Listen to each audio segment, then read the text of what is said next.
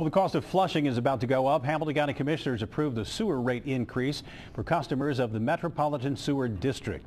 And if you think you've heard this story before, in fact, if you think you've heard it every year for more than a decade, you have. You're right. Local 12 News reporter Jeff Hirsh joins us with more on why sewer rates keep going up and up after that. Jeff. Well, it's kind of hard to talk about sewers without either snickering or falling asleep.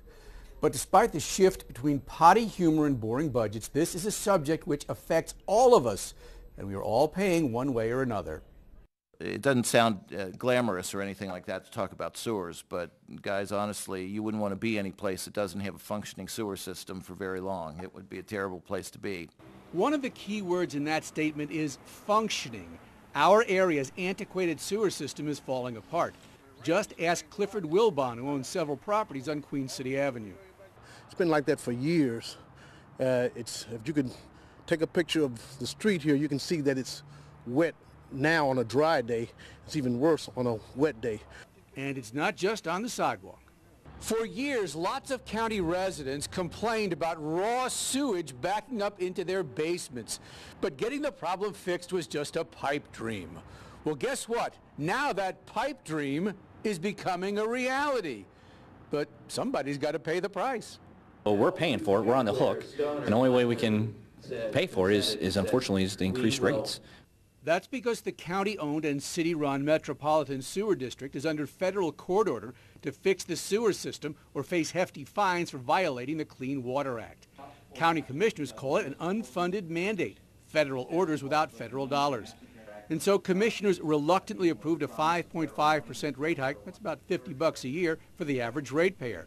That does not seem like much, but the new average annual bill of around $850 has nearly tripled the past 15 years, with more increases on the horizon. I think this is the number one issue that can really determine the future of Hamilton County. I mean, people kind of talk about all the other issues out there, but when you're talking about $4 billion, that's over 9 Paul Brown stadiums. And to make things more complicated, there's yet another dispute between the city and the county over sewer construction projects. The city wants to rebid a huge project called Lick Run, saying that would save money. But some county officials say rebidding could actually lead to higher costs, and the whole question of what's going to happen may end up in court. Back to you.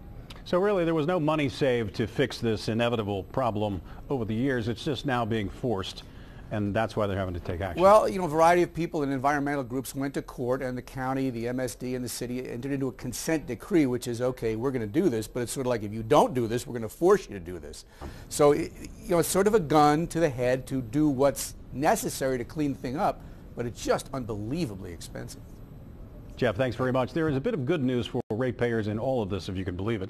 The county was able to reduce the proposed rate hike from 7% down to 5.5%. MSD has about 230,000 customers, primarily in Hamilton County and the city of Cincinnati.